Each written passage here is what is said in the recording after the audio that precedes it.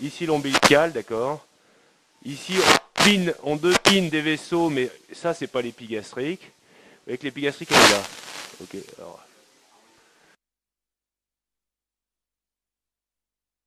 Par contre on voit très bien le bord externe du muscle grand droit. Ok. Et c'est là que je vais me mettre parce que c'est là où je vais avoir l'épaisseur pariétale la plus faible. Alors je vais rentrer un trocard, donc voici, il n'y avait qu'une veine sur la paroi mais je l'ai eu, donc je suis assez habile. Voilà, ici on a un trocard qui est un trocard, il n'y a pas de lueur sur celui-là, c'est normal, oui. Ok, donc vous voyez on est perpendiculaire au plan pariétal, la contre-pression exercée est de 15 mm de mercure dans la paroi, et là je vais enfoncer et je vais sentir avec ces trocards, on va sentir deux ressauts. Premier ressaut, tac, là j'ai sorti les deux d'un coup. C'est la pointe qui passe le facial. Deuxième ressaut, c'est la chemise.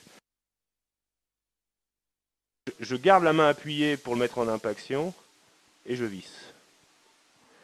Alors ces trocards rentrent comme dans du beurre. Alors pourquoi je dis ça? C'est parce qu'il y a des gens qui sont venus voir les trocards. Hein. C'est pour ça que j'en parle plus que d'habitude. Voilà. Même chose de l'autre côté. Donc on voit le bord externe du muscle grand droit. On se met dans la hernie. Voilà. Et avant, voilà. Là j'ai raté la veine. Même chose, donc je me mets à 90 degrés de la paroi. Vous voyez que je ne me mets pas vers l'utérus, hein. Sinon, si vous rentrez trop quart comme ça ne marche pas. Donc perpendiculaire. Je vais essayer de vous montrer premier plan. Tac, là j'ai senti que la pointe avait passé, on la voit arriver.